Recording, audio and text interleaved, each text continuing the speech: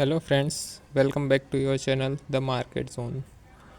आज हम बात करेंगे पोजीशन साइजिंग के बारे में।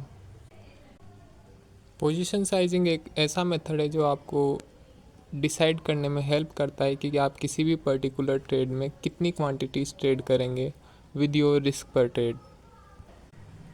इसे एक सिंपल से फॉर्मूले से डिराइव किया जा सकता है, जिसकी अभी हम थोड़ी देर में बात करेंगे। सबसे पहले हमें समझना होगा कि हमें पोजीशन साइजिंग के बारे में क्यों जानना ज़रूरी है। Basically position sizing risk management का ही एक पार्ट है। इसके थ्रू हम डिसाइड करते हैं कि किसी भी पर्टिकुलर ट्रेड में हम अपने रिस्क पर ट्रेड के साथ कितनी क्वांटिटीज ट्रेड करेंगे। पोजीशन साइजिंग आपकी कैपिटल को बचाए रखने में बहुत ही क्रिटिकल रोल प्ले करता है। लाइक हर ट्रेडर की जर्नी में एक लूजिंग स्ट्रीक आती है, जहाँ पर ट्रेडर की काफ़ी trades consecutively like 15 trade 20 trades, ऐसी कंडीशंस में पोजीशन साइजिंग ही होती है जो आपको अपने रिस्क पर ट्रेड की हेल्प से कम क्वांटिटीज़ में ट्रेड करने पर मोटिवेट करती है, जो आपको बड़े लॉसेस से प्रोटेक्ट करती है एंड आपके कैपिटल को बचाए रखने में मदद करती है। ट्रेडिंग में कैपिटल रॉ मटेरियल होता है और ट्रेडिंग में बने रहने के लिए आपके पास कैपिटल होना बहुत ज़रूरी है। अगर आपके पास कैपिटल ही नहीं होगी तो आप ट्रेड कैसे करेंगे, और उसी कैपिटल को बचाने के लिए पोजीशन साइजिंग ज़रूरी है। Now the question is how to calculate position sizing.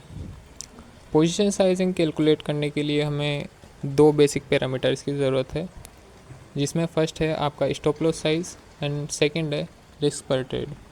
Risk पर ट्रेड आपको अपने कैपिटल के अकॉर्डिंग डिसाइड करना होगा। जनरली जो सजेशन दिया जाता है रिस्क पर ट्रेड के लिए वो 2% ऑन योर कैपिटल लिया जाता है। लाइक अगर आपकी कैपिटल 1 लाख रुपए है तो आप पर ट्रेड 2000 से ज़्यादा का रिस्क ना लें।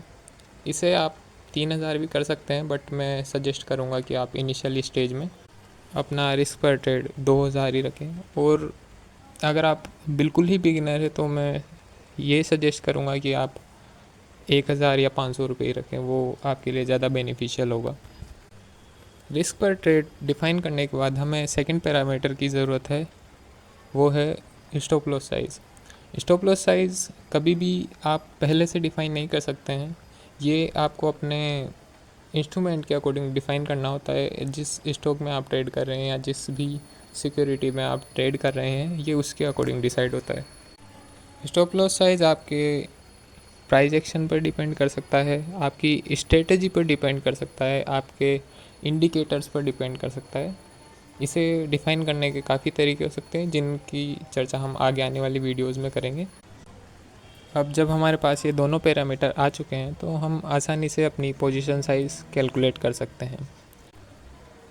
पोजीशन साइज़ कैलकुलेट करने के लिए आपको रिस्क पर ट्रेड को अपने स्टॉप लॉस साइज़ से डिवाइड करना होगा, और जो आंसर मिलेगा वो होगा नंबर ऑफ़ शेयर्स जो हमें अपने रिस्क पर ट्रेड के अकॉर्डिंग ट्रेड करने चाहिए।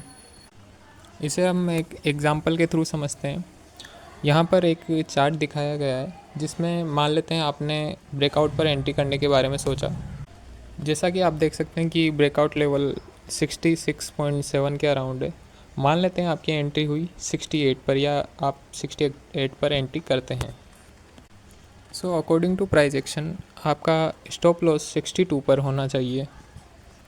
अब हम मान लेते हैं कि हमारा कैपिटल 1 लाख रुपए है और हम 2% रिस्क पर ट्रेड पर काम कर रहे हैं, यानी कि हमारा रिस्क पर ट्रेड 2000 रुपये है। अब हमें अगर पोजीशन साइज़ कैलकुलेट करनी है तो हमारे पास दोनों पैरामीटर्स हैं। रिस्क पर ट्रेड हमारा 2000 रुपये है and stop loss size 68 minus 62 यानी कि 6 रुपये हो जाएगा। नाउ अब हमें डिवाइड करना होगा अपने रिस्क पर ट्रेड को अपने स्टॉप लॉस साइज़ से, मतलब 2000 डिवाइड बाय 6, जो आंसर आएगा 333.3।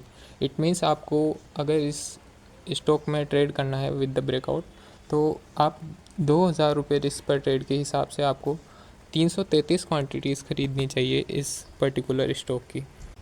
अब यहाँ पर दो पॉसिबिलिटीज़ होती है। या तो ये स्टॉक आपका टारगेट हिट करेगा या ये आपका स्टॉप लॉस हिट करेगा। अगर ये टारगेट हिट करता है तो वेल एंड गुड, बट अगर ये स्टॉप लॉस हिट करता है तो वो 2,000 रुपये से ज़्यादा नहीं होगा, क्योंकि आपने अपनी पोजीशन साइजिंग, स्टॉप लॉस इस तरह से रखे हैं कि आप अगर उस स्टॉप लॉस पर एग्ज़िट करते हैं तो आपका मैक्सिमम लॉस 2,000 रुपये ही होगा। और अगर इस तरह से आपके कंसेक्यूटिवली काफ़ी स्टॉप लॉसेस हिट हो जाते हैं, लाइक 15-20 स्टॉप लॉस भी एक साथ हिट हो जाते हैं, जिसे लूजिंग स्ट्रीक कहते हैं, उसमें आपकी पोजीशन साइजिंग आपको बड़े लॉसेस से बचाएगी और आपकी कैपिटल को प्रोटेक्ट करेगी। लाइक आप इसी एग्जांपल के थ्रू अगर देखें तो अगर आपका रिस्क पर ट्रेड 2,000 रुपये है और आपके कंसेक्यूटिवली 10 ट्रेड भी अगर लॉस हो जाते हैं तो आपके नेट में 20,000 रुपये लॉस होगा, जो आपकी कैपिटल का 20% होगा। मतलब अभी भी आपके पास ट्रेड करने के लिए 80,000 रुपये बाकी हैं, 10 ट्रेड में कंसेक्यूटिवली लॉस होने के बावजूद भी। This is the magic of position sizing. अगर आप देखेंगे तो आप पाएंगे कि पोजीशन साइजिंग का सेंटर पॉइंट आपका स्टॉप लॉस है,